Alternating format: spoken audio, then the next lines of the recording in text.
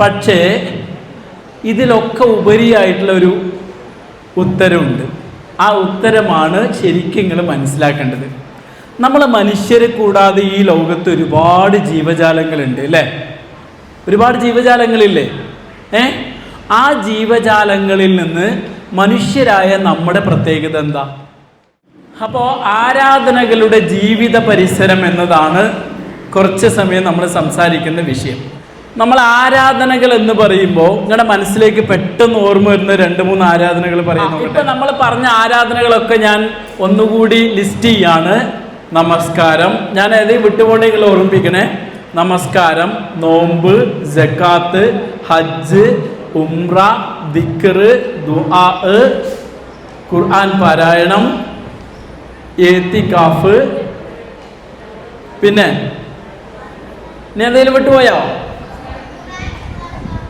ഖുർആൻ ഹിഫ്ളാക്കല്. പിന്നെ ഓക്കെ, ഇതൊക്കെ ആരാധനകളാണ്. ഇനി എനിക്ക് രണ്ടാമത് ചോദിക്കാനുള്ളത്, നമ്മൾ എന്തിനാണ് ഈ ആരാധനകൾ നിർവഹിക്കുന്നത്? ഇതൊക്കെ നിർവഹിക്കുന്നവരല്ലേ? ചെറിയ വീഴ്ചകൾ ഉണ്ടെങ്കിലും കൃത്യമായി 5 നേരം ഞാൻ നമസ്കരിക്കുന്ന ആളാണ് എന്നുറപ്പുള്ള ആളുകളൊന്നും എണ്ണീറ്റുന്നേ. കൃത്യമായി 5 നേരം നമസ്കരിക്കാറുണ്ട് എന്നുറപ്പ് പറയാവുന്നവർ ഒന്ന് എണ്ണീറ്റിക്ക് നോക്കണ്ടേ. പിന്നെ കഴിഞ്ഞ റമദാനിൽ 30 നോമ്പ് ഞാൻ എടുത്തു. കഴിഞ്ഞ റമദാനിൽ 30 നോമ്പ് എടുത്തു. ഓക്കെ, ശരി. ഈ ചെറിയ പ്രായത്തിൽ തന്നെ എപ്പോഴെങ്കിലും ഉംറ നിർവഹിച്ചവരുണ്ടോ? ഉംറയ്ക്ക് പോയവർ മാഷാ അല്ലാഹ് 1, 2, 3 അല്ലേ? 3 ആൾ ഉംറ നിർവഹിച്ചിട്ടുണ്ട്. ഖുർആൻ ഓതാത്തവരാരെങ്കിലും ഉണ്ടോ നമ്മുടെ കൂട്ടത്തിൽ? ഇല്ലല്ലോ, ഇല്ല. ഖുർആൻ ഹിഫ്ള് തീരെ ഹിഫ്ള് ഇല്ലാത്തവരാരെങ്കിലും ഉണ്ടോ? ഇല്ല. അപ്പം എന്തിനാണ് ഈ ആരാധനകൾ നമ്മൾ നിർവഹിക്കുന്നത്? നമ്മളൊരു കാര്യം ചെയ്യുമ്പോൾ അത് എന്തിനാണ് എന്ന് നമുക്ക് കൃത്യമായിട്ട് അറിയുമ്പോഴാണ് ആ കാര്യം ചെയ്യാൻ വേണ്ടി നമുക്ക് തോന്നുന്നത്, അല്ലേ? എന്തിനാ ചെയ്യുന്നത് അറിയില്ലെങ്കിൽ പിന്നെ നമ്മളത് ചെയ്യോ? ഇടയ്ക്ക് സംസാരിക്കുന്നതിൻ്റെ അടുത്തേക്ക് ഞാൻ വരും, ചില ചോദ്യം ചോദിക്കും കേട്ടോ. പിന്നെ എന്തിനാണ് നമ്മൾ ആരാധന ചെയ്യുന്നത് എന്ന് നമുക്ക് അറിയില്ലെങ്കിൽ പിന്നെ അത് ചെയ്യാനുള്ള താല്പര്യം ഉണ്ടാവില്ല. അപ്പം ഞാൻ ചോദിക്കുന്നത്, എന്തിനാണ് നമ്മൾ ഈ ആരാധനകൾ നിർവഹിക്കുന്നത്? ഓർക്കെ പറഞ്ഞോ. അള്ളാഹുവിലേക്ക് കൂടുതൽ അടുക്കാൻ എന്നാണ് അവൾ പറഞ്ഞ മറുപടി. ഇനി വേറെ ആർക്കെങ്കിലും വല്ല മറുപടി ഉണ്ടോ? പുണ്യം കിട്ടാൻ വേണ്ടിയിട്ടാണെന്നാണ് പറയുന്നത്. പിന്നെ വേറെ ആർക്കെങ്കിലും പറയാനുള്ളവർ കൈയൊന്ന് പൊക്കിയാൽ മതി. ഉണ്ടോ? എന്താ ഉണ്ടോ? അവൾക്ക് എന്തോ പറയാണ്ട്. ആരാധനകൾ നമ്മൾ എന്തിനു നിർവഹിക്കുന്നു? പറഞ്ഞോ, ഉറക്കെ പറഞ്ഞോ. സ്വർഗത്തിൽ പോവാൻ. അപ്പൊ ഈ പറഞ്ഞ എല്ലാ ഉത്തരങ്ങളും ശരിയാണ്. പക്ഷേ ഇതിലൊക്കെ ഉപരിയായിട്ടുള്ളൊരു ഉത്തരമുണ്ട്. ആ ഉത്തരമാണ് ശരിക്കും നിങ്ങൾ മനസ്സിലാക്കേണ്ടത്. നമ്മൾ മനുഷ്യരെ കൂടാതെ ഈ ലോകത്ത് ഒരുപാട് ജീവജാലങ്ങളുണ്ട് അല്ലേ?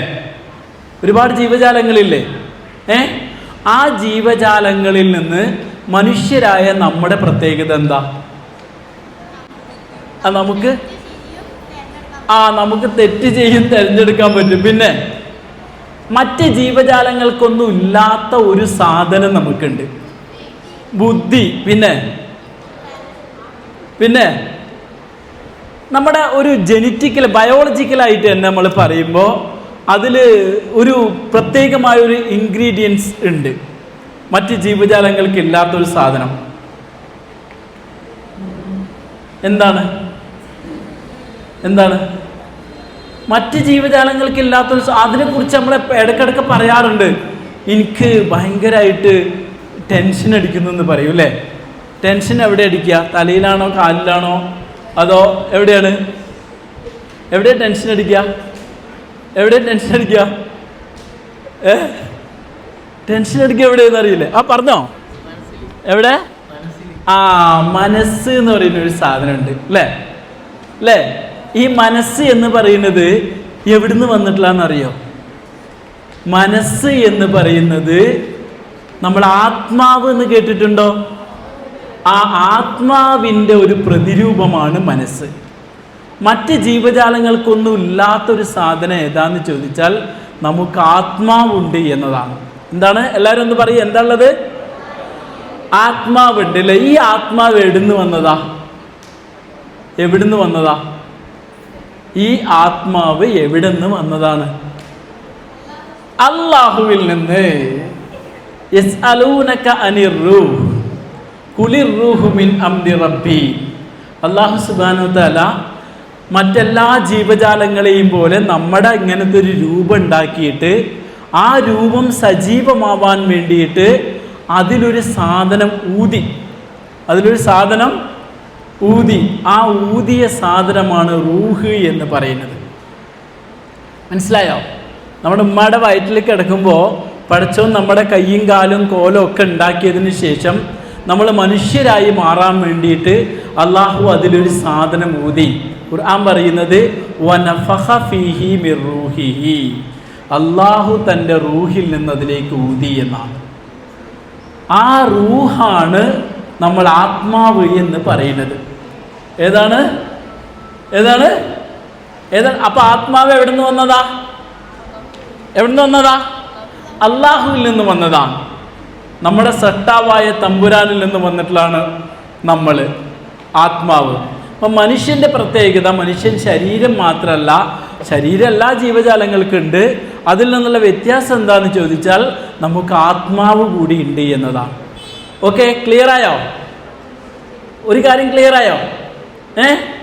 ഇനി ഈ ആത്മാവും ശരീരവും രണ്ടും ഒരുപോലെ വളരണം. ശരീരം എല്ലാവർക്കും അറിയാം, അതിനെക്കുറിച്ച് വല്ലാതെ പറയുന്നില്ല. ഈ ശരീരം എങ്ങനെ വളരുക? നമ്മുടെ ശരീരം എങ്ങനെ വളരുക? ഇങ്ങനെ വളരുക? വെറുതെ പറഞ്ഞു വയ്ക്കോ? ഓർക്കെ പറഞ്ഞോ, ശരിയാണ്. ഭക്ഷണം കഴിച്ചിട്ടാ ശരീരം വളരുക എന്നാ പറഞ്ഞു, ശരിയല്ലേ? എന്തൊക്കെ ഭക്ഷണം കഴിക്കും? ആ ഭക്ഷണം എവിടെ നിന്നുണ്ടാകുന്നതാ? മണ്ണിൽ നിന്നുണ്ടാകുന്നതാണ് അല്ലേ? മണ്ണിൽ നിന്നുണ്ടാകുന്ന നെല്ല്, പിന്നെ മാങ്ങ, ചക്ക, പിന്നെ പച്ചക്കറികൾ, ഫ്രൂട്ട്സുകൾ, ഇതൊക്കെ തിന്ന് ജീവിക്കുന്ന ജീവജാലങ്ങൾ, ഇതിൽ നിന്നാണ് എന്തുണ്ടാകുന്നത്? ഏത് വളരുന്നത്? നമ്മുടെ ശരീരം വളരുന്നത് അല്ലേ? കാരണം ശരീരം എവിടുന്നാണ് ഉണ്ടായിട്ടുള്ളത്? മണ്ണിൽ നിന്ന്. അപ്പൊ ശരീരത്തിന്റെ പോഷണം നടക്കേണ്ടത് മണ്ണിൽ നിന്ന് തന്നെയാണ്. മനസ്സിലായോ? ഇനി രണ്ടാമത്തേത്, ആത്മാവ് എവിടുന്ന് വന്നതാ? അള്ളാഹുവിൽ നിന്ന്. അപ്പൊ ആത്മാവിന്റെ പോഷണം എവിടുന്ന് കിട്ടണം? ആത്മാവിന്റെ പോഷണം കിട്ടേണ്ടത് അള്ളാഹുവിൽ നിന്നാണ്. പറഞ്ഞ കാര്യം മനസ്സിലായോ? നമ്മളെ ശരീരവും ആത്മാവും ഉണ്ട്. ശരീരം എന്ന് പറയുന്നത് അത് മണ്ണിൽ നിന്നുണ്ടായിട്ടുള്ളതാണ്. അപ്പം അത് വളരണമെങ്കിൽ മണ്ണിൽ നിന്ന് ഉൽപ്പാദിപ്പിക്കുന്ന സസ്യലതാദികളും ഫ്രൂട്ട്സും ഒക്കെ കഴിക്കണം. അല്ലെങ്കിൽ അത് കഴിച്ച് വളരുന്ന ജീവജാലങ്ങളുടെ മാംസം കഴിച്ചിട്ടൊക്കെയാണ് ശരീരം വളരുന്നത്. ആത്മാവ് എവിടുന്നാണ് ഉണ്ടായിട്ടുള്ളത്? പറയും. ഞാനിത് കഴിഞ്ഞ മുമ്പ് ഒരു 3 ചോദ്യങ്ങൾ ചോദിക്കേ. ഏറ്റവും നന്നായി ഉത്തരം പറയുന്ന ആളുകൾക്ക് കമ്മിറ്റിക്കാരെ കൊണ്ട് സമ്മാനമായി തരും കേട്ടോ. ഓക്കെ, പറയും. ആത്മാവ് എവിടുന്നാണ് വന്നിട്ടുള്ളത്? അല്ലാഹുവിൽ. അപ്പോൾ ആത്മാവിൽ നിന്നാണ് അതിൻ്റെ പോഷണം ലഭിക്കേണ്ടത്. അപ്പം അതിന് വേണ്ടിയിട്ട് ഇപ്പോൾ ശരീരവും മനസ്സും ഒരേപോലെ വളരണോ അതോ ഒന്ന് മാത്രമേ വളരുക? ശരീരം മാത്രം വളർന്നാൽ മതിയോ? ശരീരം മാത്രം വളർന്നാൽ എന്താ പ്രശ്നം ഉണ്ടാവുക? ഒരാൾ ഭയങ്കര വലിപ്പമുണ്ടാവും, പക്ഷേ ബുദ്ധിയില്ല എന്ന് പറയും, നമ്മൾ വികാരങ്ങളില്ല എന്ന് പറയും, വിചാരങ്ങളില്ല എന്ന് പറയും. ശരീരത്തിനൊത്ത് അവൻ്റെ വലിപ്പത്തിനനുസരിച്ച് ബുദ്ധിയില്ല എന്ന് പറയുന്നത് കേട്ടിട്ടില്ലേ?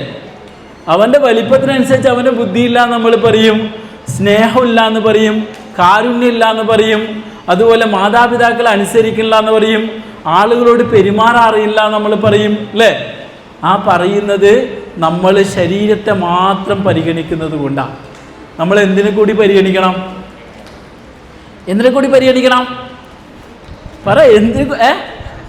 മനസ്സ്, ആത്മാവിനെ കൂടി പരിഗണിക്കണം.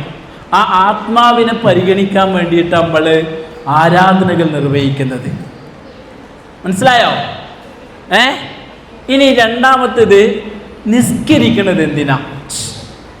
5 നേരം നിസ്കരിക്കാറില്ലേ അല്ലേ? നമ്മൾ മുസ്ലിങ്ങൾ 5 നേരം നമസ്കരിക്കണമല്ലോ. എന്തിനാ ഈ 5 നേരം നമസ്കരിക്കുന്നത്?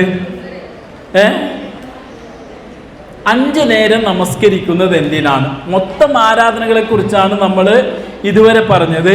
ഇനി 5 നേരം നമസ്കരിക്കുന്നത് എന്തിനാ? 5 നേരം നിസ്കരിക്കണത് എന്തിനാ? ഞാൻ ചോദിക്കാൻ പോവാണ്. ഇഷ്ടമുള്ള പറഞ്ഞു, എന്തും പറയാം. പറഞ്ഞു, എന്തിനാ നിസ്കരിക്കണത്? പറഞ്ഞ ഉറക്കെ പറ. സ്വർഗത്തിൽ പോവാ. അതാണ്. ഇത്രയും നേരം ശ്രദ്ധിച്ച ആളുകളാണെങ്കിൽ സ്വർഗത്തിൽ പോകാനാണോ നിസ്കരിക്കുന്നത്? ആണോ? സ്വർഗത്തിൽ പോകാനാണോ? അല്ല. നമസ്കരിക്കുന്നത് എന്തിന് എന്ന ചോദ്യത്തിന് 2 ഉത്തരങ്ങളാണുള്ളത്. അതിൽ ഒന്നാമത്തെ ഉത്തരം അഖിമി സ്വലാത്തൽ ദിക്രി, പടച്ചോനെ ഓർക്കാൻ വേണ്ടിയിട്ട്. എന്തിനു വേണ്ടിയിട്ടാണ്? എന്തിനു വേണ്ടിയിട്ടാ? അള്ളാഹുവിനെ ഓർക്കാൻ. എന്തിനു വേണ്ടിയിട്ടാ? അള്ളാഹുവിനെ ഓർക്കാൻ വേണ്ടിയിട്ട്. നമ്മുടെ ജീവിതത്തിൽ എല്ലാ സമയത്തും പടച്ചോനെ കുറിച്ചുള്ള ഓർമ്മകൾ നിലനിൽക്കാൻ വേണ്ടിയിട്ടാണ് നമ്മൾ നിസ്കരിക്കുന്നത്. ഇപ്പോൾ രാവിലെ സുബഹിക്ക് എഴുന്നേൽക്കുമ്പോൾ തന്നെ പടച്ചോനെ കുറിച്ചുള്ള ഓർമ്മകളോട് കൂടിയാണ് എഴുന്നേൽക്കുന്നത് അല്ലേ? എഴുന്നേൽക്കുമ്പോൾ നമ്മൾ എന്താ ചൊല്ലുക? ആർക്കെങ്കിലും അറിയോ? എഴുന്നേൽക്കുമ്പോൾ, രാവിലെ സുബഹിക്ക് എഴുന്നേൽക്കുമ്പോൾ എന്താ ചൊല്ലുക? ആർക്കാ പറയാൻ കഴിയാ? പറഞ്ഞോ അൽഹംദുലില്ലാഹില്ലദി. പറഞ്ഞോ? ഉറക്കെ പറഞ്ഞോ. എല്ലാവരും ഒന്ന് ചൊല്ല്. അവൾ പറഞ്ഞെന്ന് ഒന്ന് കേട്ട് ചൊല്ലണേ. ഉറക്കെ പറ. നിർത്തി ചൊല്ലി കൊടുക്ക്. ചൊല്ലിക്കോ.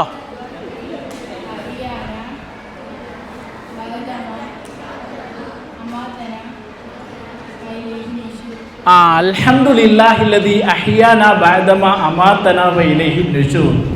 ഞങ്ങളെ മരിപ്പിച്ചതിന് ശേഷം ജീവിപ്പിച്ച നാഥ, നിനക്ക് സർവസ്തുതിയും, നിന്നിലേക്കാണ് ഞങ്ങളുടെ മടക്കം എന്ന് പറഞ്ഞിട്ടാണ് നമ്മൾ എണീക്കുന്നത് അല്ലേ? ഇത് കഴിഞ്ഞ് നമ്മൾ സുബഹിക്ക് പള്ളിയിൽ പോയി പടച്ചവനെ കുറിച്ചുള്ള ഓർമ്മകൾ മനസ്സിലുണ്ടാവും. കാരണം നമ്മൾ ഭക്ഷണം കഴിക്കുമ്പോൾ നമ്മുടെ ശരീരമാണ് വളരുന്നത്. ആത്മാവിന് നമ്മൾ ശരീരത്തേക്കാൾ കൂടുതൽ അല്ലെങ്കിൽ മുമ്പേ നമ്മൾ ഫീഡിങ് കൊടുക്കുന്നത് ആർക്കാണ്? നിങ്ങൾ രാവിലെ എണീക്കുമ്പോൾ ഈ പ്രാർത്ഥന ചൊല്ലുകയോ അല്ലെങ്കിൽ പള്ളിയിൽ പോവുകയോ ചെയ്യുന്നില്ല എങ്കിൽ യഥാർത്ഥത്തിൽ നിങ്ങൾ ആത്മാവിന് ഭക്ഷണം കൊടുക്കാതെ ആണ് ഒരു ദിവസം ആരംഭിക്കുന്നത്. മനസ്സിലായത്? ഗൗരവമുള്ള കാര്യമാണ്. നമ്മുടെ മനസ്സിന് നമ്മൾ തീറ്റ കൊടുക്കാതെ, ഫീഡിങ് കൊടുക്കാതെയാണ് നമ്മളൊരു ദിവസം എന്ത് ചെയ്യുന്നത്? ആരംഭിക്കുന്നത്. കുറച്ച് കഴിഞ്ഞ് നമ്മൾ ചായ കുടിക്കും, പിന്നെ നമ്മൾ നാസ്ത കഴിക്കും, പിന്നെ നമ്മൾ ഇതൊക്കെ കഴിക്കുമ്പോൾ നമ്മുടെ ശരീരത്തിനാണ് ഫീഡിങ് കിട്ടുന്നത്. എന്തിന് ഫീഡിങ് ലഭിക്കുന്നില്ല? എന്തിന് കിട്ടുന്നില്ല? ഇപ്പം രാവിലെ എണീക്കുമ്പോൾ തന്നെ നിങ്ങൾ അൽഹംദുലില്ലാഹില്ലദി അഹ്യാനാ ബഅദമാ അമാതനാ വഇലൈഹി നുശൂർ എന്ന് പറഞ്ഞാൽ നമ്മൾ ആദ്യം ഫീഡിങ് ചെയ്തത് ഏതിനാണ്? ആത്മാവിന്. അത് കഴിഞ്ഞ് നിങ്ങൾ പള്ളിയിൽ പോകുന്നു, നമസ്കരിക്കുന്നു, ഖുർആൻ ഓതിയിട്ട് ഇറങ്ങിയപ്പോൾ മനസ്സിൻ്റെ രാവിലെ ബ്രേക്ക്ഫാസ്റ്റ് കിട്ടിക്കഴിഞ്ഞു, ആത്മാവിൻ്റെ ബ്രേക്ക്ഫാസ്റ്റ് കിട്ടിക്കഴിഞ്ഞു. പിന്നെ നിങ്ങൾ കൊടുക്കുന്ന ചായയും നാസ്തയും പലഹാരങ്ങളും ഒക്കെ നമ്മുടെ ശരീരത്തിലുള്ള ഫീഡിങ്ങാണ്. അപ്പോൾ എന്തിനാ നമസ്കരിക്കണതിന് എൻ്റെ ഒരു കാര്യം ഞാൻ പറഞ്ഞു. എന്തിനാ നമസ്കരിക്കണത് ഒന്ന് പറയും നോക്കട്ടെ. അള്ളാഹുവിനെ ഓർക്കാൻ. എന്തിനാണ്? അള്ളാഹുവിനെ ഓർക്കാൻ. അപ്പം എല്ലാവർക്കും ഒന്ന്, എന്തിനാണ് നമസ്കരിക്കുന്നത് എന്ന ചോദ്യത്തിൻ്റെ ഉത്തരം അള്ളാഹുവിൻ്റെ ഓർമ്മ ജീവിതത്തിൽ എല്ലാ സന്ദർഭത്തിലും ഉണ്ടാവാൻ വേണ്ടിയിട്ടാണ്.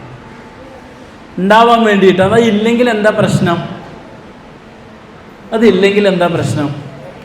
പടച്ചവനെ കുറിച്ചുള്ള ഓർമ്മ നമ്മുടെ മനസ്സിൽ ഇല്ലെങ്കിൽ എന്താ പ്രശ്നം? അള്ളാഹുവിനെ കുറിച്ചുള്ള ഓർമ്മ എപ്പോൾ നമ്മുടെ മനസ്സിൽ നിന്ന് മാറുന്നോ അവിടെ വേറെ ആൾ വരും. ആരാ? ഇബ്ലീസ് വന്നിട്ട് നമ്മളെ കൊണ്ട് പലതും ചെയ്യിക്കും. നമ്മുടെ മാതാപിതാക്കളെ, നമ്മുടെ വേണ്ടപ്പെട്ട ആളുകളെ, അവരെയൊക്കെ നമ്മളെ മറപ്പിച്ച് കളയും. അവരെ അനുസരിക്കാൻ നമ്മളെ അനുസരിക്കാതിരിക്കാൻ വേണ്ടിയിട്ട് അവൻ നമ്മൾക്ക് ദുർബോധനം നൽകും. ഇപ്പം ഞാനൊരു ഉദാഹരണം പറയാം. കഴിഞ്ഞ ദിവസം ഞങ്ങളുടെ നാട്ടിൽ ഒരു വൈകുന്നേരമായപ്പോൾ അല്ലെങ്കിൽ രാത്രി സമയത്ത് 3 കുട്ടികൾ SSLC പരീക്ഷ എഴുതിയിട്ട് റിസൾട്ട് വെയിറ്റ് ചെയ്തിരിക്കുന്ന 3 കുട്ടികൾ ഒരു 2 വീലറിൽ കയറിയിട്ട് അവർ പോയി. എന്തിനാ പോയത്? എന്തിനാ പോയിട്ടുണ്ടാവുക? വൈകുന്നേര സമയത്ത് ഇങ്ങനെ പോണത് എന്തിനു വേണ്ടിയിട്ടാണ്? നമ്മളൊക്കെ പോകാറില്ലേ? എന്തിനു വേണ്ടിയിട്ട്? ഇപ്പോൾ പുതിയൊരു ട്രെൻഡാണ് എന്ത്? പോയി ചായ കുടിക്കുക അല്ലേ, അല്ലെങ്കിൽ എവിടെ ഒന്ന് കറങ്ങുക. ഇതിന് വേണ്ടിയിട്ടാണ് അവർ പോയത്. 3 പേരും 14-15 വയസ്സുള്ള കുട്ടികളാണ്. അവർ പോയ പോക്കിൽ അവരുടെ വണ്ടി ഒരു കാറിനെ ഓവർടേക്ക് ചെയ്യാൻ വേണ്ടിയിട്ട് പോകുന്നതിൻ്റെ ഇടയിൽ ചെറിയൊരു കുഴിയിൽ വീണു. കുഴിയിൽ വീണ പാടെ ഈ കാറ് വീണ ഒരുത്തൻ്റെ തലമലൂടെ കയറി. 2ാമത്തവൻ തലയടിച്ച് വീണു. 3ാമത്തെ ആളും വീണു. ഈ 3 ആളുകൾ എവിടേക്ക് പോയി, എന്തിനു പോയി, എങ്ങനെ പോയി എന്ന് അവിടെ വീട്ടുകാർക്കറിയില്ല. അതിലൊരുത്തൻ അപ്പോൾ ആളുകൾ എഴുന്നേൽപ്പിച്ച് നേരെ ഗംഗാ ഹോസ്പിറ്റലിലേക്ക് കൊണ്ടുപോയി സർജറിക്ക് കയറ്റുന്നതിന് മുമ്പ് അവൻ മരിച്ചു. വേറൊരാൾ ഇപ്പോൾ നമ്മുടെ അസീസിയ ഹോസ്പിറ്റലിൽ വളരെ സീരിയസ് ആയിട്ട് കിടപ്പിലാണ്. വേറൊരാൾ എന്തോ ഒരു ഭാഗ്യം കൊണ്ട് വലിയ പരിക്കില്ലാതെ രക്ഷപ്പെട്ടു. അവരെക്കുറിച്ച് അവിടെ വാപ്പാക്കും ഉമ്മാക്കൊക്കെ എന്തെല്ലാം ആഗ്രഹങ്ങൾ. അവരിപ്പോൾ ആ ഹോസ്പിറ്റലിൻ്റെ മുമ്പിൽ കണ്ണീര് ഒലിപ്പിച്ചിങ്ങനെ കാത്തിരിക്കുകയാണ്. മകൻ്റെ ശരീരം ഞാൻ ഇന്നലെയും വിളിച്ചു നോക്കിയപ്പോൾ പറയുന്നത് കൈകാലിങ്ങനെ അനക്കണുണ്ട്, വേറൊന്നുമില്ല. സത്യത്തിൽ ഇതൊന്നും നമുക്ക് വലിയ പ്രശ്നമുള്ള കാര്യമൊന്നുമല്ല. പക്ഷെ സംഭവിച്ചു കഴിഞ്ഞാൽ നമ്മുടെ എല്ലാ മൂഡ് മാറും അല്ലേ? മാറുമല്ലയോ? അപ്പം നമുക്ക് മൂത്ത ആളുകൾ പറയുന്ന കാര്യങ്ങളൊക്കെ നമ്മുടെ മനസ്സിൽ വല്ലാതെ ഫീൽ ചെയ്യും അല്ലേ? നേരത്തെ അവർ പറഞ്ഞൊക്കെ അതൊക്കെ തന്ത വൈബാന്ന്, അത് തള്ള വൈബാന്ന് അപ്പോൾ നമ്മൾ പറയാം അല്ലേ? കുറച്ച് കഴിയുമ്പോൾ നമുക്ക് തോന്നും. അപ്പോൾ ഈ മൂത്ത ആളുകളെ, മാതാപിതാക്കളെ അനുസരിക്കുക എന്ന് പറയുന്നത് പടച്ചോനെ കുറിച്ചുള്ള ഓർമ്മ നമ്മുടെ മനസ്സിലുണ്ടാവുമ്പോഴാണ്. ആ ഓർമ്മ നമ്മുടെ മനസ്സിൽ നിലനിർത്താൻ വേണ്ടിയിട്ടാണ് നമ്മൾ 5 നേരം നമസ്കരിക്കുന്നത്. മനസ്സിലായോ? ഈ പ്രായത്തിൽ സ്വാഭാവികമായിട്ട് നമ്മൾ കുറേ സംസാരിക്കും, കളിക്കും, ഇതൊക്കെ ചെയ്യും. ഇതൊക്കെ ആവശ്യമാണ്, ഇതൊന്നും വേണ്ടെന്നല്ല. പക്ഷെ അതോടൊപ്പം തന്നെ നമുക്ക് പടച്ചോനെ കുറിച്ചുള്ള വിചാരം വേണം. കാരണം എന്താ? അള്ളാഹിനെ കുറിച്ചുള്ള വിചാരം വേണ്ടേ? കാരണം എന്താ? ആ ഗംഗാ ഹോസ്പിറ്റലിൽ എത്തുന്നതിന് മുമ്പ് മരിച്ച കുട്ടി അവനിപ്പോൾ എവിടേക്കാ പോയിട്ടുള്ളത്?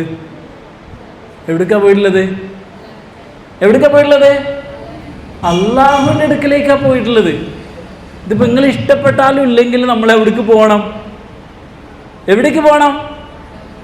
അള്ളാഹുവിനെ പോയി കണ്ടുമുട്ടണ്ടേ? ഇപ്പോൾ പടച്ചോനെ തീരെ അറിയാത്ത, ഓർക്കാത്ത ഒരാളാണ് അള്ളാഹുവിൻ്റെ അടുക്കലേക്ക് പോകുന്നതെങ്കിൽ എന്തായിരിക്കും അവസ്ഥ? നിങ്ങളെ പുറത്തേക്ക് വിട്ടിട്ട് നിങ്ങൾക്ക് ആവശ്യമായ എല്ലാ വിഭവങ്ങളും ഇവിടെ ഉണ്ടാക്കി വെച്ചിട്ട് നിങ്ങൾക്ക് ഭക്ഷണ സാധനങ്ങൾ, നിങ്ങളെ വളർത്താനുള്ള മാതാപിതാക്കൾ, അവർക്ക് ജോലി, എല്ലാ സൗകര്യങ്ങളും ചെയ്തു വെച്ചിട്ട് അള്ളാഹു ആകെ പറഞ്ഞെന്തറിയോ? നിങ്ങൾ ഇടയ്ക്ക് എന്നെ ഓർക്കണം കേട്ടോ, നിങ്ങൾ എന്നെ മറക്കാൻ പാടില്ല കേട്ടോ, നിങ്ങൾ ഒരു ദിവസം 5 നേരം മറക്കാതിരിക്കാൻ വേണ്ടി നിങ്ങൾ പള്ളിയിലേക്ക് വരണം കേട്ടോ, നിങ്ങൾ നമസ്കരിക്കണം കേട്ടോ. ഇതാണ് പടച്ചോൻ പറഞ്ഞത്. അത് നമ്മൾ അനുസരിക്കുകയോ ഇല്ലയോ? നിങ്ങളൊന്ന് ആലോചിച്ച് നോക്കി. അനുസരിക്കണോ വേണ്ടയോ? നിങ്ങളുടെ വീട്ടിലൊരു ജോലിക്കാരനുണ്ടെന്ന് വെക്കാം. ആ ജോലിക്കാരന് നിങ്ങൾ നല്ല ശമ്പളം കൊടുക്കുന്നു, അയാൾക്ക് ഭക്ഷണങ്ങൾ കൊടുക്കുന്നു, അയാൾക്ക് ഡ്രസ്സ് നിങ്ങൾ എടുത്തു കൊടുക്കുന്നു. എന്നിട്ട് നിങ്ങളുടെ വാപ്പ അവനോട് പറയാണ്, നീ എല്ലാ പണികളും ശരിക്കും ചെയ്യണം, ഇടയ്ക്കിടയ്ക്ക് എൻ്റെ അടുത്ത് വന്ന് എന്നെ കാണണം എന്ന് പറഞ്ഞാൽ ആ പരിപാടിക്ക് അയാൾ നിൽക്കണില്ല. അയാൾ ഭക്ഷണം കഴിക്കുന്നുണ്ട്, ഡ്രസ്സ് വാങ്ങുന്നുണ്ട്, എന്നിട്ട് അയാൾക്ക് ഇഷ്ടമുള്ള പോലെ നടക്കുകയാണെങ്കിൽ നിങ്ങൾ എന്താ ചെയ്യുക? അയാൾ എത്ര ദിവസങ്ങൾ വീട്ടിൽ വയ്ക്കും? എത്ര ദിവസം വയ്ക്കും? എത്ര ദിവസം നിങ്ങളുടെ വീട്ടിൽ അയാൾ ജോലിക്ക് ഉണ്ടാവുമോ? ഇല്ല, പെട്ടെന്ന് നമ്മൾ ഇറക്കി വിടും. പക്ഷെ ഇതേപോലെ പടച്ച തമ്പുരാൻ നമുക്ക് ജീവിക്കാൻ ആവശ്യമായ എല്ലാം പടച്ചോനല്ലേ തന്നത്? അതിൽ ആർക്കേ സംശയം ഉണ്ടോ? ഇല്ല. എല്ലാ സൗകര്യങ്ങളും അതിൻ്റെ ഒരു ഉപാധി മാത്രമാണ് നമ്മുടെ മാതാപിതാക്കൾ എന്ന് പറയുന്നത്. ആ മാതാപിതാക്കൾ നമുക്കെല്ലാം ചെയ്തതെന്ന് പടച്ചോൻ പറഞ്ഞത് കൊണ്ടാണ് അല്ലേ? ആ അള്ളാഹു 5 നേരം നിങ്ങൾ എൻ്റെ അടുക്കൽ വന്ന് കാണണമെന്ന് പറയുമ്പോൾ നമ്മൾ കാണാൻ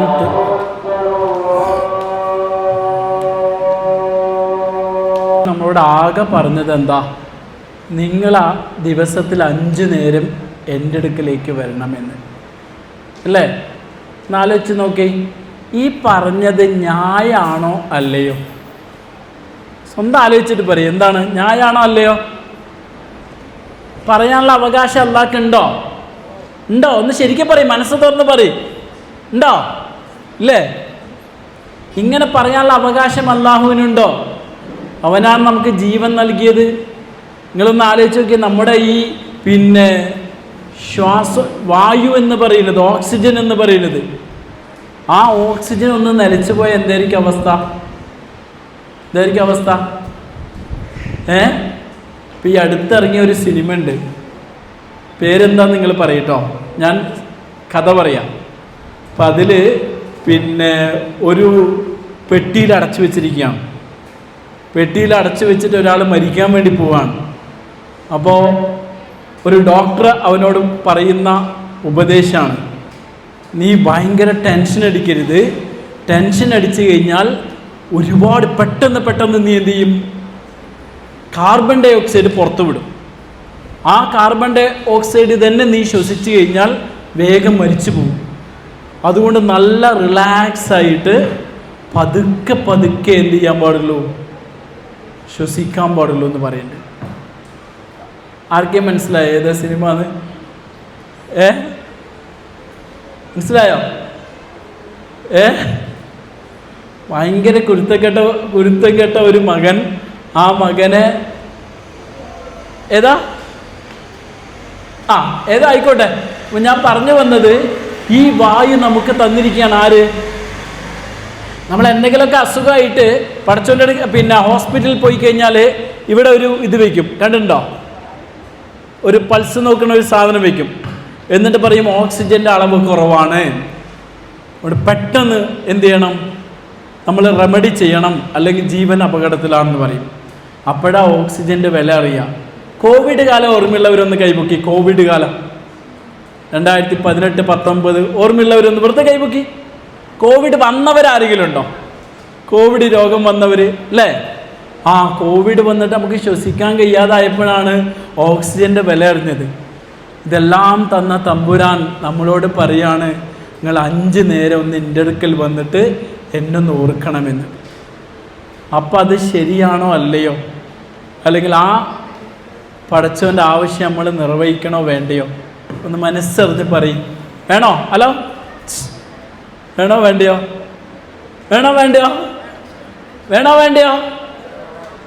ഈ കളിയും ചിരിയൊക്കെ കുറച്ച് കഴിഞ്ഞാൽ പോകും.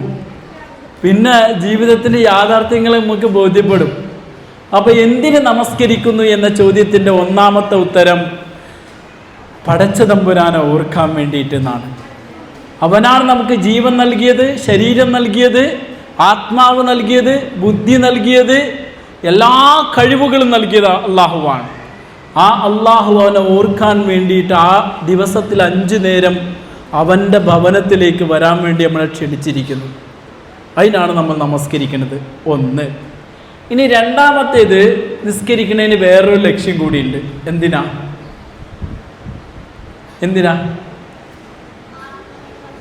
എന്താണ്? ആത്മാവ് ഫീഡിങ് കഴിഞ്ഞു, അത് ബേസ് ആയിട്ടുള്ള കാര്യമാണ്, അത് പറഞ്ഞു കഴിഞ്ഞു. 1 അള്ളാഹുവിനെ ഓർക്കാൻ, രണ്ടാമത്തേത് എന്തിനാന്നറിയോ? ആർക്കെങ്കിലും പറയാൻ കഴിയോ? നമ്മൾ മദ്രസയിലൊക്കെ പഠിച്ചിട്ടുണ്ടാവും. അഖിമി സ്വലാത്ത ഇന്ന സ്വലാത്ത തൻഹാ അനിൽ ഫഹ്ശാഇ വൽ മുൻകർ. നമസ്കാരം നിലനിർത്തുക. നമസ്കാരം നിങ്ങളെ മ്ലേച്ഛതയിൽ നിന്നും അരുതായ്മകളിൽ നിന്നും രക്ഷിക്കുന്നതാണ്. കേട്ടിട്ടുണ്ടോ? നിസ്കരിക്കുമ്പോൾ നമ്മളെ തെറ്റുകൾ ചെയ്യുന്നത് കുറവാവും. എന്ത് ചെയ്യുന്നത് കുറവാവും? തെറ്റ് ചെയ്യുന്നത് വളരെ കുറവാവും.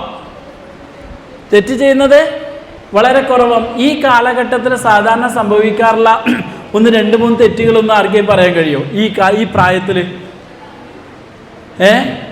സ്കൂളിൽ പഠിക്കുന്ന കുട്ടികൾ സ്കൂളിൽ പഠിക്കാൻ വേണ്ടി പോകുമ്പോൾ പതുക്കെ സ്കൂളിൻ്റെ കവലകളിൽ എവിടെയോ പതിയിരുന്നിട്ട് ചില പെട്ടിക്കടക്കാർ അതല്ലെങ്കിൽ ചില ആളുകൾ നിങ്ങളെ വലയിടും. എന്നിട്ട് നിങ്ങൾക്കാദ്യം എന്ത് ചെയ്യും?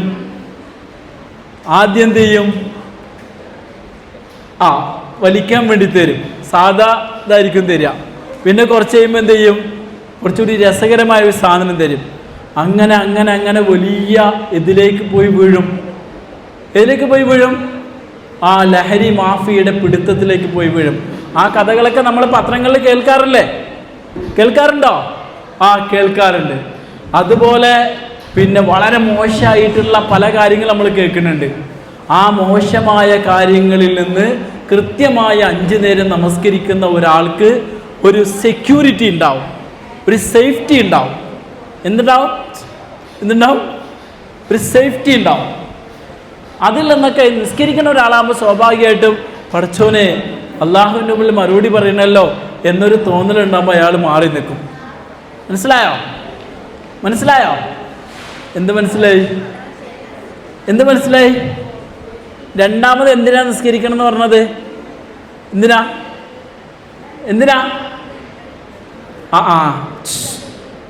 രണ്ടാമത് നമസ്കരിക്കുന്നത് എന്തിനെന്നുള്ളതിൻ്റെ രണ്ടാമത്തെ ഉത്തരം എന്താ? വേണ്ടാത്ത കാര്യങ്ങളിൽ നിന്നും തിന്മയിൽ നിന്നും നമ്മളെ രക്ഷിക്കാൻ വേണ്ടിയിട്ടാണ്, തടയാൻ വേണ്ടിയിട്ടാണ്. എന്തിൽ നിന്ന്?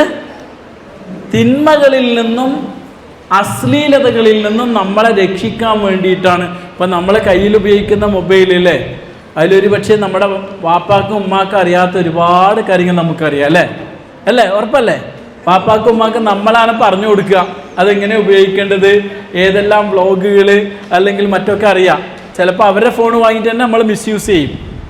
ആ സമയത്ത് നിങ്ങൾക്കൊരു സെക്യൂരിറ്റി എന്ന് പറയുന്നതാണ് യഥാർത്ഥത്തിൽ നമസ്കാരം എന്ന് പറയുന്നത്.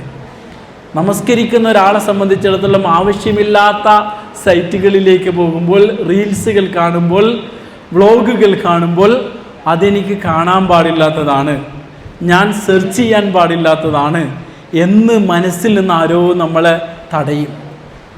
ആ ഒരു സെക്യൂരിറ്റി, സേഫ്റ്റി എന്ന് പറയുന്നത് നമസ്കാരത്തിലെ വളരെ പ്രധാനപ്പെട്ട ഒരു കാര്യമാണ്. മനസ്സിലായോ? നമസ്കാരത്തിലെ വളരെ പ്രധാനപ്പെട്ട ഒരു കാര്യമാണ്. അപ്പം ഇതാണ് നമസ്കാരത്തിൻ്റെ 2 ഗുണങ്ങൾ അല്ലെങ്കിൽ 2 റിസൾട്ടുകൾ എന്ന് പറയുന്നത്. ഒന്നുകൂടി ഞാൻ പറയുകയാണ്. ഒന്നാമത്തേത് എന്താണ്? ആദ്യം പറഞ്ഞ കാര്യം എന്താ? ആദ്യം പറഞ്ഞ എന്താ? നമസ്കരിക്കണം എന്തിനു വേണ്ടിയിട്ടാന്ന് പറഞ്ഞേ? അള്ളാഹുവിനെ ഓർക്കാൻ വേണ്ടിയിട്ട്, അള്ളാഹുവിൻ്റെ ഓർമ്മ നമ്മുടെ ജീവിതത്തിൽ നിലനിർത്താൻ വേണ്ടിയിട്ട്. രണ്ടാമത്തതോ? തെറ്റുകളിൽ നിന്ന് നമ്മളെ തടയാൻ. എന്തിൽ നിന്ന് തടയാൻ?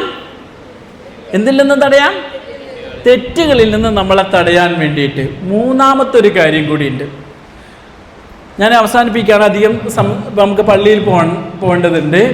മൂന്നാമത്തെ കാര്യം എന്താ ചോദിച്ചാൽ, പിന്നെ നമ്മുടെ നാട്ടിൽ ഒരുപാട് വേണ്ടാത്ത കാര്യങ്ങൾ നടക്കും അല്ലേ? അപ്പോൾ അതൊക്കെ കാണുമ്പോൾ നിങ്ങൾക്ക് അതിപ്പോൾ എന്താ വെച്ചാൽ ആയിക്കോട്ടെ, അതെന്തെങ്കിലും ആയിക്കോട്ടെ, എനിക്ക് പ്രശ്നമൊന്നുമില്ല എന്നാണ് നിങ്ങൾ ചിന്തിക്കുന്നതെങ്കിൽ നിങ്ങൾക്ക് ശരിക്കും നിസ്കരിക്കാൻ കഴിയുന്നില്ല എന്നാണ് അതിൻ്റെ അർത്ഥം. ശരിക്കും നമസ്കരിക്കുന്ന ഒരു മനുഷ്യനെ സംബന്ധിച്ചിടത്തോളം നാട്ടിൽ വേണ്ടാത്തതൊക്കെ കാണുമ്പോൾ, പിന്നെ അക്രമങ്ങൾ കാണുമ്പോൾ, അനീതി കാണുമ്പോൾ ഇടപെട്ടിട്ട് സംസാരിക്കും. ഇപ്പോൾ ഷുഐബ് നബി അലൈഹി സ്വലാത്തു വസ്സലാം കേട്ടിട്ടുണ്ടോ? ഷുഐബ് നബി എന്നുള്ള ഒരു നബീനെ കേട്ടിട്ടുണ്ടോ? അത് ഏത് നാട്ടിലേക്ക് വന്ന നബിയാണ്? ഷുഐബ് നബി എന്ന് പറയുന്ന പ്രവാചകൻ ഏത് നാട്ടിലേക്ക് വന്ന പ്രവാചകനാണ്? ആർക്കാ പറയാൻ കഴിയാ? ഏത്? അറിയില്ല. ഷുഐബ് നബി ഏത് നാട്ടിലേക്ക് വന്ന നബിയാണ്? ഒരു ക്ലൂ തരാം. മൂസാ നബി അലൈഹി സ്വലാത്തു വസ്സലാം ഈജിപ്തിൽ ഒരാളെ അടിച്ചിട്ട് അയാൾ മരിച്ചുപോയി. എന്നിട്ട് അദ്ദേഹം പോകുന്നത് ഈ നാട്ടിലേക്കാണ്.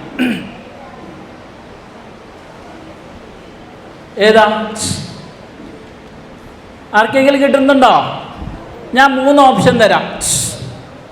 ശുഐബ് നബി ഏത് നാട്ടിലേക്ക് നിയോഗിതനായ പ്രവാചകനാണ് എന്നതിന് 3 ഓപ്ഷൻ തരാം. 1 ഈജിപ്ത്, 2ാമത്തെ ഫലസ്തീൻ, 3ാമത്തത് മദിയൻ. ഏതാ?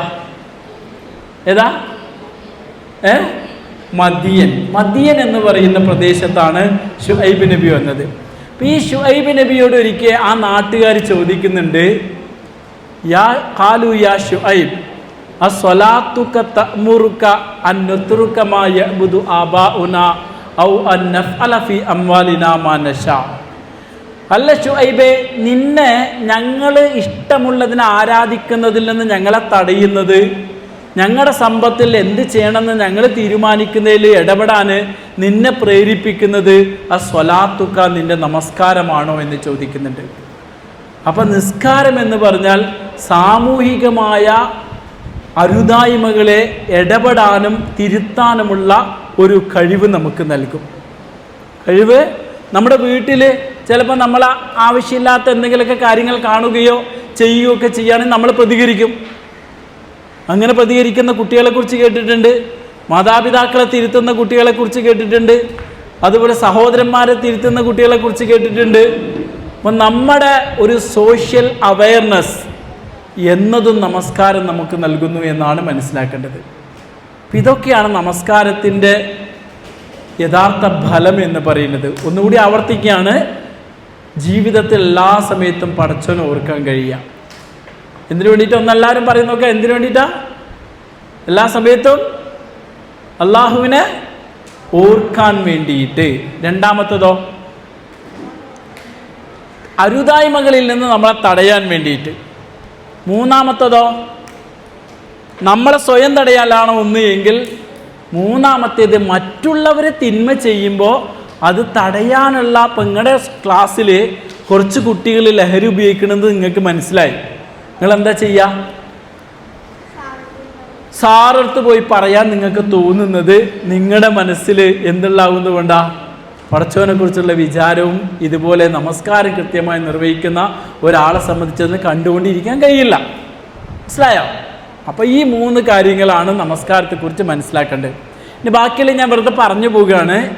ഈ ഇബാദത്തുകൾ, ആരാധനകളുടെ കൂട്ടത്തിൽ ഏറ്റവും ഇടങ്ങേറുള്ള ആരാധന ഏതാ? നല്ല പ്രയാസമുള്ള ആരാധന ഏതാ? നിങ്ങൾ ഇത്രയും കാലത്തിനിടയിൽ നമ്മൾ കുറേ ആരാധനകൾ എണ്ണി പറഞ്ഞല്ലോ. ആ ആരാധനകളുടെ കൂട്ടത്തിൽ ഏറ്റവും പ്രയാസമുള്ളത് ഏതാ? പറഞ്ഞു വിടാരോ? നോമ്പാണ് അല്ലേ?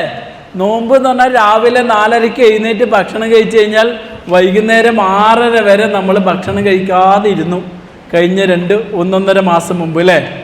നല്ല പ്രയാസമാണ് അല്ലേ? എന്തിനാ ഈ നോമ്പെടുക്കുന്നത്? എന്തിനാ നോമ്പെടുക്കുന്നത്? നോമ്പെടുക്കുന്നത് എന്തിനാണ്? എന്തിനാ പഠിച്ചോ നമ്മൾ ഇത്രയും ഇടങ്ങറാക്കുന്നത്?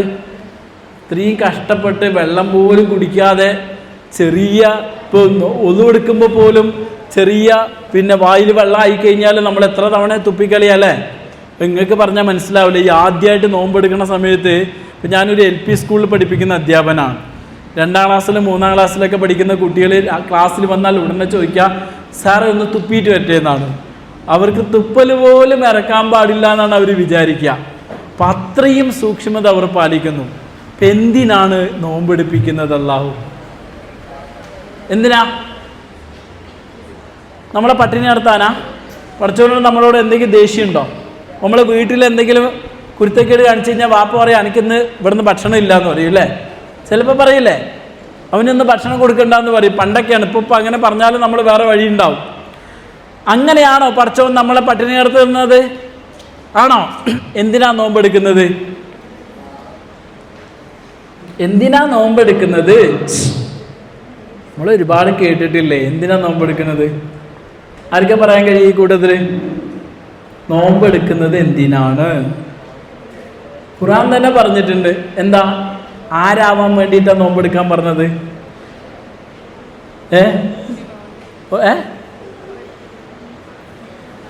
എന്തിനാണ് നമ്മൾ നോമ്പെടുക്കുന്നത് എന്ന്?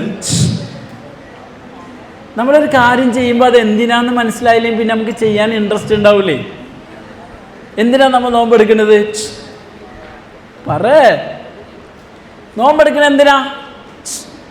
അറിയില്ലെങ്കിൽ എല്ലാവരും ഒന്ന് ശ്രദ്ധിക്കണേ. കുത്തിബ യാ അയ്യുഹല്ലദീന ആമനു കുത്തിബ അലൈക്കുമുസ് സിയാമു കമാ കുത്തിബ അലല്ലദീന മിൻ ഖബ്ലിക്കും ലഅല്ലക്കും തത്തഖൂൻ. നിങ്ങൾ ആരാവാൻ വേണ്ടിയിട്ടാ? ഈ ആയത്ത് കേൾക്കുമ്പോൾ ഓർമ്മ വരുന്നുണ്ടാവും. ആരാവാൻ വേണ്ടിയിട്ടാ? മുത്തക്കിയാവാൻ വേണ്ടിയിട്ടാ. ആരാവാൻ വേണ്ടിയിട്ടാ? ആരാവാൻ വേണ്ടിയിട്ടാ? മുത്തക്കിയാവാന്ന് പറഞ്ഞാൽ എന്താണ്? നമ്മൾ ആരും കാണാത്ത സമയത്ത് നമ്മൾ പടച്ചവനെ പേടിക്കുക. ആരും കാണില്ല, വാപ്പ കാണില്ല, ഉമ്മ കാണില്ല, ടീച്ചർ കാണില്ല, അതുപോലെ അയൽവക്കക്കാരും കാണില്ല. പക്ഷേ കാണുന്ന 2 കണ്ണുകളുണ്ട് എന്ന മനസ്സിൽ ഓർമ്മ ഉണ്ടാവുക. ആ ഓർമ്മയ്ക്കാണ് എന്ത് പറയുക? തഖ്വ എന്ന് പറയാം. അപ്പം നമ്മൾ ശരിക്കും ഈ നോമ്പ് നോക്കുമ്പോൾ നമുക്ക് വേണമെങ്കിൽ ആളുകളെ പറ്റിച്ചിട്ട് ഭക്ഷണം കഴിക്കാം അല്ലേ? കഴിക്കില്ലേ? ആളുകളെ പറ്റിച്ച് നമുക്ക് ഭക്ഷണം കഴിക്കാൻ പറ്റില്ലേ? ഇപ്പം എനിക്ക് ഓർമ്മയുണ്ട്, ഞാൻ കോഴിക്കോട് ജോലി ചെയ്യുമ്പോൾ ഞങ്ങളുടെ കൂട്ടത്തിലൊരു മാഷുണ്ടായിരുന്നു. ആ മാഷ് അദ്ദേഹം മുസ്ലിമാണ്, പക്ഷെ നോമ്പെടുക്കാൻ മുമ്പിലാണ് സാധിക്കൂല. അപ്പോൾ അദ്ദേഹം സാധാരണഗതിയിൽ ഇൻ്റർവെല്ലിന് ചായ കൊണ്ടുമ്പോൾ പറയും, ഒരു ചായയും കടിയും എവിടെ വയ്ക്കാൻ വേണ്ടി പറയും? സ്റ്റോർ റൂമിൽ വയ്ക്കാൻ വേണ്ടി പറയും. എന്നിട്ട് അവിടെ ആരും കാണാതെ പോയി ചായ കുടിക്കും. ഇങ്ങനെ നമുക്ക് കുടിക്കാൻ അല്ലെങ്കിൽ കഴിക്കാൻ കഴിഞ്ഞിട്ട് നമ്മൾ കുടിക്കാറുണ്ടോ? സാധാരണ ചെയ്യാറുണ്ടോ? ഇല്ല. നമുക്ക് അത്ര വലിയ പടച്ചോനെ പേടിയൊന്നും ഇല്ലാതിരുന്നിട്ട് പോലും നമ്മളത് ചെയ്യൂല. കാരണം എന്താ? ആ നാട്ടുകാരെ കാണിക്കാൻ വേണ്ടിയിട്ടല്ല, പാപ്പാനെയും ഉമ്മാനെയും കാണിക്കാൻ വേണ്ടിയിട്ടല്ല നമ്മൾ എന്ത് ചെയ്യുന്നത്? നോമ്പെടുക്കുന്നത്. ഈ ഒരു വിചാരം ഉണ്ടാക്കാൻ വേണ്ടിയിട്ടാണ് യഥാർത്ഥത്തിൽ നോമ്പ് എന്ന് പറയുന്നത്. ആരും നമ്മളെ കണ്ടിട്ടില്ലെങ്കിലും കാണുന്ന ഒരാളുണ്ട് എന്ന ബോധം നമ്മുടെ മനസ്സിലുണ്ടാവുക. ആ കാണുന്ന ബോധം, ഇപ്പം ഞാൻ ഉദാഹരണമായിട്ട് ഒരു ചെറിയ ഇത് പറയാം. ഇത് നിങ്ങൾക്ക് ഓർമ്മയുണ്ട് പറയാം. ഒരു മോഹൻലാലിൻ്റെ ഒരു സിനിമ ഉണ്ട്. മോഹൻലാലിൻ്റെ ഒരു മകള്, ആ മകള് ഒരു പയ്യനുമായിട്ട് അഫെയറിലായി.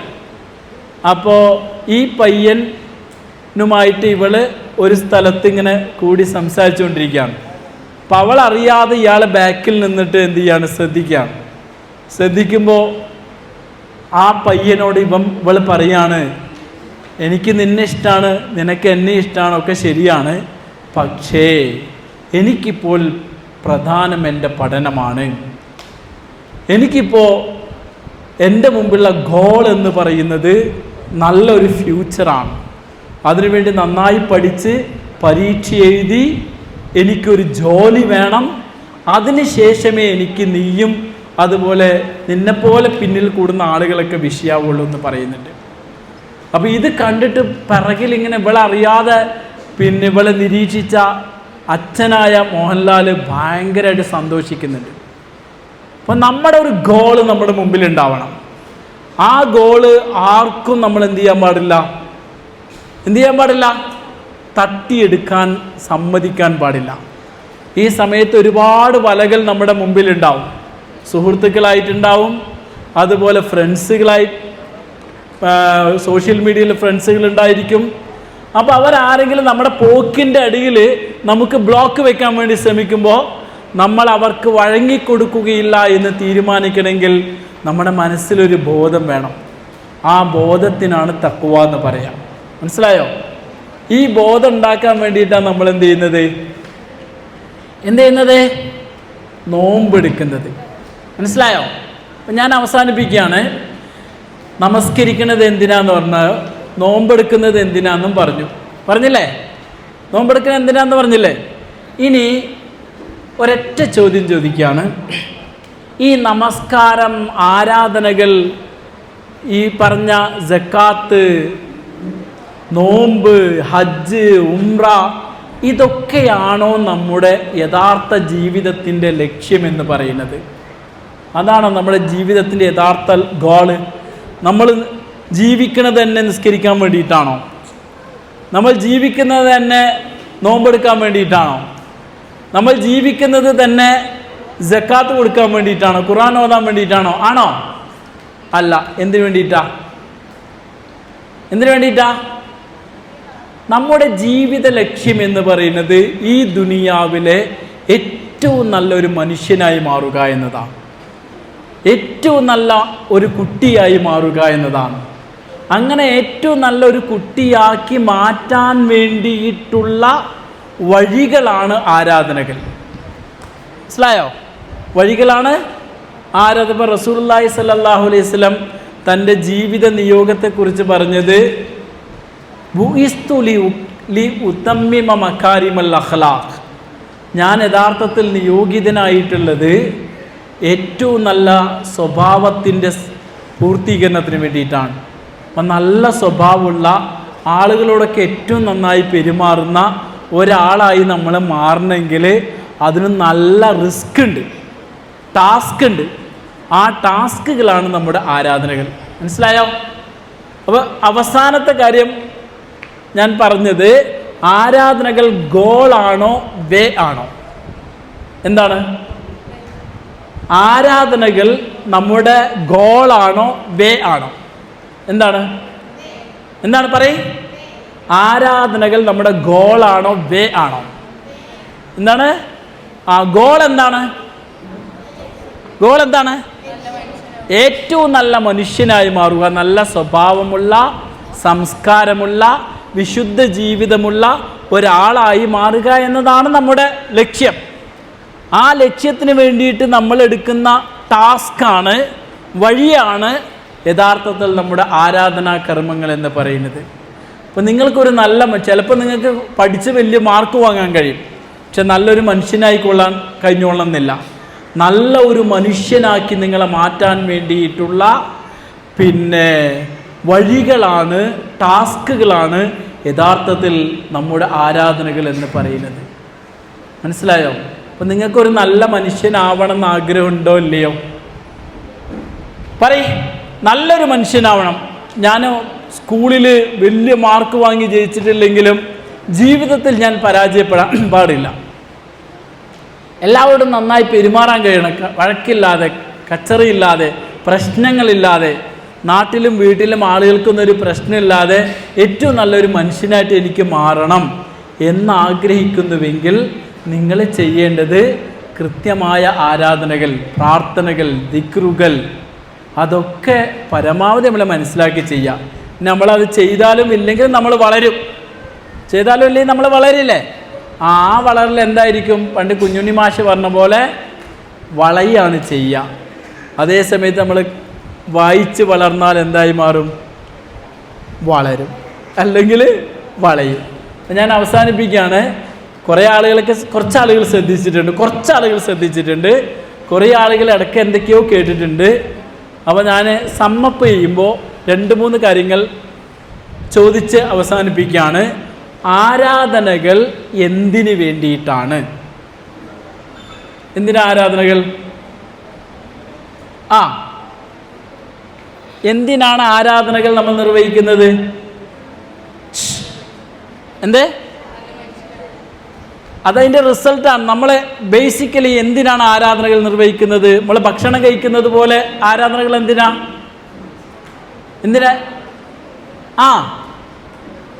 പറയ്.